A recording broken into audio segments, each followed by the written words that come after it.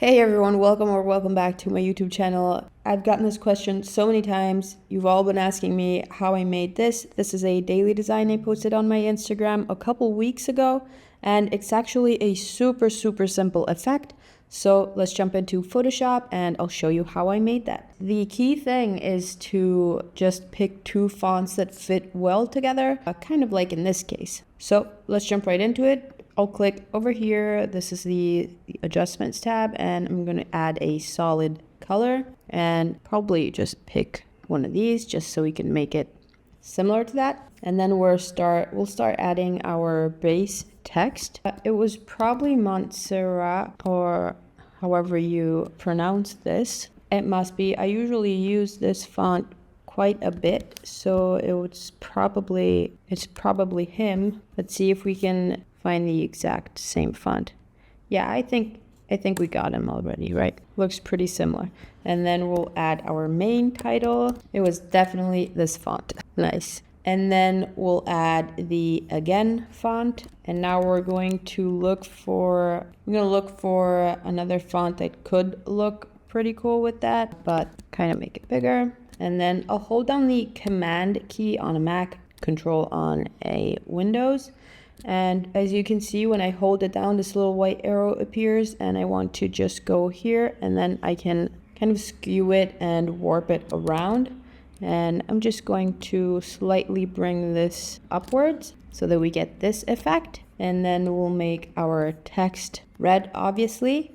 And then all you have to do is just change the blending mode to darken or multiply. And as you can see, we already have that effect going on. Let's scroll through some fonts and just find the one that suits this better. Maybe we want to keep the one I used, or maybe we could use this Graffiti City regular. This looks kind of dope. And I'll just resize it. Maybe bring this a little up top. But that's basically all it is. Now, the last thing I added to this was a bunch of grain, and I usually do that at the end of the pieces I make.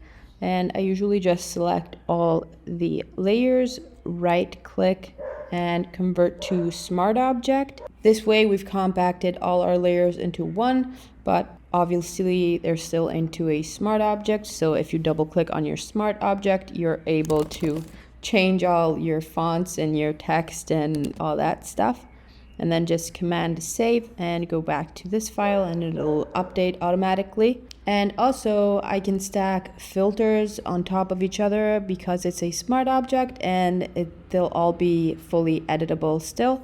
So I'll show you. Let's go to Filter, Noise, Add Noise. We'll add a bunch of noise, not that much, maybe like 5 or 6, and press OK. You can see it, they're gonna like stack up over here, and if you double click on the noise effect, you can just go in there and edit the amount as you wish. So that's that, and that's literally it. I told you it was gonna be easy. I hope you've enjoyed this tutorial. Feel free to comment or suggest any new tutorials or things you want to see from me. Make sure to subscribe, ring that bell if you want to get notified whenever I upload.